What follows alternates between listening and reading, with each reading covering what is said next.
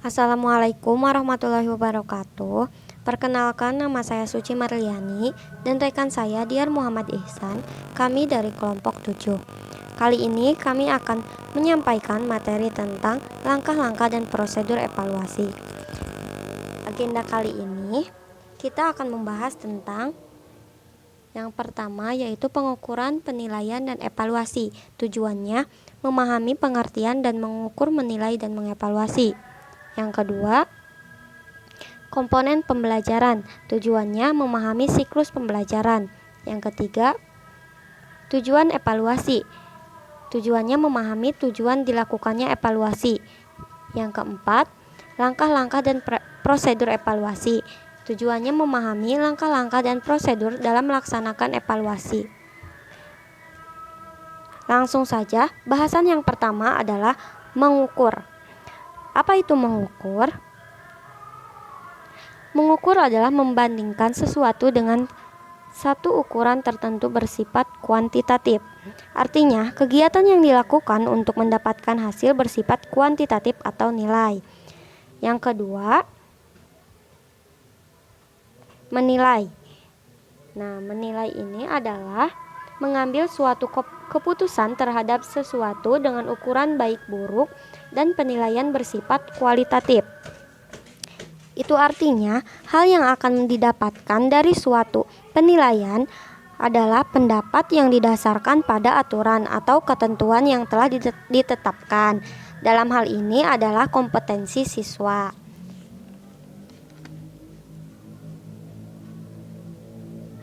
Nah, evaluasi. Evaluasi meliputi kedua langkah di atas, yakni mengukur dan menilai. Pengukuran, penilaian, dan evaluasi merupakan kegiatan yang bersifat hierarki. Artinya, ketiga kegiatan tersebut dalam kaitannya dengan proses belajar mengajar tidak dapat dipisahkan satu sama lain, dan dalam pelaksanaannya harus dilaksanakan secara berurutan.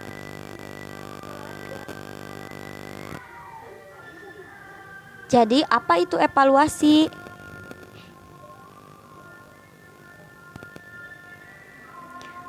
Evaluasi menurut Suharsimi Arikunto adalah kegiatan untuk mengumpulkan informasi tentang bekerjanya sesuatu yang selanjutnya informasi tersebut digunakan untuk menentukan alternatif yang tepat dalam mengambil keputusan.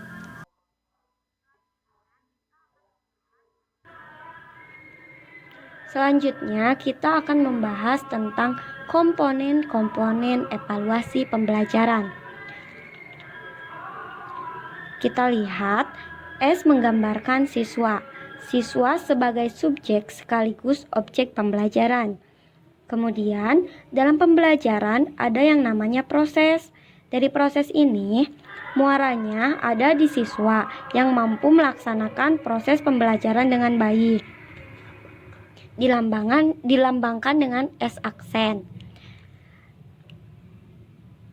Dari semua proses yang dijalani yang memuat tujuan, isi atau materi, metode, media, dan evaluasi tentunya membuahkan hasil yang kita sebut sebagai output.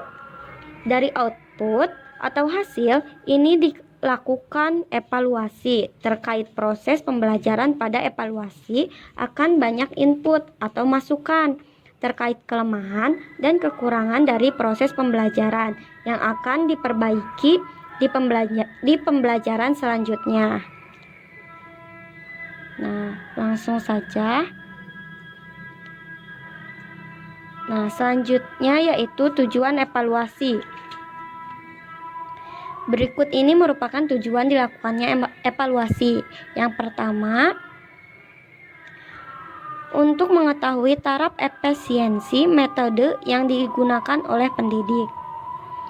Evaluasi membantu kita sebagai guru dalam menilai kecocokan dan efisiensi proses pembelajaran agar kedepannya mampu berjalan lebih baik. Yang kedua, mengetahui seberapa jauh hasil yang telah dicapai dalam proses pembelajaran. Kita jadi mengetahui sejauh mana kemampuan dan pengetahuan yang telah siswa capai. Yang ketiga, mengetahui apakah materi yang dipelajari dapat dilanjutkan dengan bahan yang baru atau diulangi.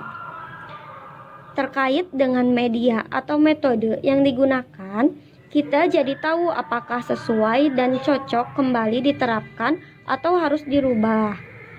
Yang keempat, mengetahui sejauh mana perkembangan dari pelaksanaan pembelajaran. Hampir sama dengan nomor yang 2. Intinya, kita mampu mengukur kemampuan siswa. Baiklah, kali ini kita akan langsung masuk saja ke inti bahasan pada materi ini, yaitu tentang langkah-langkah dan prosedur evaluasi.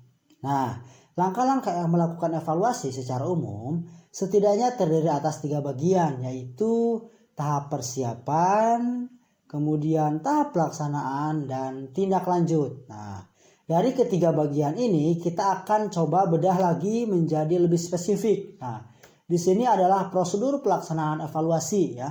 Kita lihat di sini ada 6, 1, 2, 3. Nah, ada 6 tahapan atau prosedur pelaksanaan evaluasi. Yang pertama ada rancangan, yang kedua ada instrumen, pengumpulan data, pengolahan data, laporan, dan tindak lanjut. Nah, supaya lebih jelas kita langsung saja bahas satu persatu. Yang pertama tentang rancangan. Nah, rancangan ini tentunya sangat bermanfaat dalam melaksanakan evaluasi. Tujuannya adalah supaya kegiatan evaluasi berlangsung secara sistematis dan efisien. Nah, kita lihat langkah-langkahnya adalah sebagai berikut. Nah, yang pertama menyusun latar belakang. Tentunya menyusun latar belakang dilaksanakannya evaluasi sangat penting. Alasan kenapa evaluasi ini dilakukan sangat penting disampaikan. Kemudian problematika. Nah, problematika ini adalah rumusan masalah yang akan kita cari atau yang akan kita pecahkan masalahnya. Kenapa evaluasi ini dilakukan? Nah, maka ketika ada timbul pertanyaan kenapa evaluasi dilakukan, maka akan banyak sekali timbul permasalahan-permasalahan. Nah, di situ kita rumuskan permasalahan tersebut. Kemudian tujuan dari evaluasi. Nah, tujuan dari evaluasi sangat penting untuk kita ketahui supaya kita tidak salah arah dan kita tidak melebar kemana-mana, karena yang penting adalah tujuan kita tercapai. Kemudian populasi dan sampel. Nah, ini juga merupakan instrumen yang penting untuk kita gali atau kita tentukan. Misalkan kita ingin melakukan evaluasi tapi kita tidak mempunyai populasi dan sampel, maka evaluasi tersebut tidak akan bisa dilaksanakan. Nah, yang kemudian langkah-langkah selanjutnya adalah instrumen evaluasi. Nah, instrumen atau alat yang digunakan dalam evaluasi ini sangat penting dan kita akan bahas nanti seperti apa sih instrumen evaluasi. Yang selanjutnya, nah, teknik analisis data. Teknik analisis data ini dilaksanakan dalam proses pelaksanaan atau pelaporan. Kenapa? Analisis data ini digunakan untuk menghimpun atau menganalisis atau juga mengolah data tersebut yang tadi sudah ada dilaksanakan pada evaluasi. Nah, yang selanjutnya kita masuk ke instrumen. Nah, kita lihat langkah-langkahnya. Yang pertama, merumuskan tujuan yang akan dicapai. Nah, merumuskan tujuan yang akan dicapai, jadi kita tuliskan satu persatu tujuannya yang ingin dicapai apa. Kemudian membuat kisi-kisi yang akan mencanangkan tentang perincian variabel, jenis instrumen yang akan digunakan untuk mengukur bagaimana variabel yang bersangkutan. Nah, yang selanjutnya membuat butir-butir instrumen. Nah, instrumen ini nantinya misalkan berbentuk soal, kita buat butir-butirnya satu persatu. Kemudian menyunting instrumen evaluasi pembelajaran yang meliputi mengurutkan butir menurut sistematika yang dikehendaki evaluator untuk mempermudah pengolahan data, menuliskan petunjuk pengisian dan lain sebagainya. Nah, ini lebih ke teknis dari isi instrumen tersebut. Yang selanjutnya, nah, kita masuk ke pengumpulan data. Nah, pengumpulan data ini, nah, kita lihat di sini tekniknya ada kuesioner, wawancara, pengamatan, studi kasus, dan lain sebagainya. Nah, teknik pengumpulan data ini tentunya akan sangat bergantung kepada nanti pengolahan datanya seperti apa. Pengumpulan data ini ada banyak sekali contohnya. Kuesioner di sini contohnya, wawancara, kemudian pengamatan, studi kasus. Nah, lanjut saja ke pengolahan datanya. Nah, di sini pengolahan data sangat seperti yang sudah saya katakan tadi, pengolahan data ini sangat bergantung pada teknik pengumpulan data yang digunakan. Jadi misalkan jika kita menggunakan kuesioner, nantinya yang digunakan dalam pengolahan datanya juga akan berbentuk seperti apa. Kemudian apabila yang digunakan datanya adalah soal-soal, misalkan kita di sini melakukan evaluasi pembelajaran, kita melakukan misalkan memberikan tes kepada siswa. Nah, mengolah datanya nanti akan bergantung pada hasil tes. Kemudian laporan. Nah, dalam laporan evaluasi pembelajaran ini memuat sebagai berikut. Kenapa laporan harus ada? Karena supaya evaluasi ini jelas terlihat nanti terstruktur apa saja yang terjadi di lapangan ketika pelaksanaan evaluasi. Supaya nanti ketika kita akan melaksanakan ke tingkat selanjutnya, yaitu tentang tindak lanjut, kita mempunyai dasar, kita mempunyai acuan untuk memberikan argumen. Nah, kita lihat di sini dalam laporan evaluasi pembelajaran memuat sebagai berikut. Yang pertama, tujuan evaluasi. Dari rancangan itu semuanya dimasukkan juga di laporan. Kemudian problematika sama dari rancangan lingkup dan metode evaluasi pembelajaran. Nah, seperti yang tadi jadi di laporan ini langkah dari mulai rancangan, instrumen, pengumpulan data dan lain sebagainya itu langsung dimasukkan di laporan. Kemudian ada juga pelaksanaannya tuh, hasil evaluasi pembelajarannya juga itu dicantumkan di laporan. Seperti yang kita ketahui misalkan di sekolah ada yang namanya laporan hasil belajar siswa. Nah, itu adalah hasil dari evaluasi yang dilakukan terkait dengan contohnya memberikan tes kepada siswa. Nah, selanjutnya tindak lanjut. Nah, tindak lanjut dari proses ini adalah di mana ketika laporan sudah dibuat, kita tentunya akan menemukan hasil dari evaluasi tersebut, di mana kekurangan-kekurangan kita yang terjadi di proses pembelajaran ataupun kelebihan-kelebihan yang terjadi, nah kita olah lagi di situ. Maka tindak lanjutnya adalah apabila laporan tersebut atau dari hasilnya ada yang kurang, maka kita bisa perbaiki lagi untuk kedepannya. Dan apabila ada hasil yang bagus atau baik, nah itu bisa dipertahankan bahkan bisa ditingkatkan untuk kedepannya. Nah, kita lihat langkah-langkah kegiatan dalam tindak lanjut evaluasi hasil pembelajaran. Nah, kita lihat yang pertama, identifikasi kelebihan dan kelemahan laporan hasil evaluasi pembelajaran. Nah, kita identifikasi kelebihan dan kekurangannya. Yang pertama dari faktor akademik, dari pengetahuan ataupun non akademiknya juga. Terus kemudian dari peserta didik. Nah, jadi dari evaluasi ini tidak hanya ke pengetahuan saja, tapi evaluasi ini memuat seluruh aspek, yaitu setidaknya ketiga aspek yang kognitif, afektif, dan psikomotorik. Nah, bisa dibaca ya. Kemudian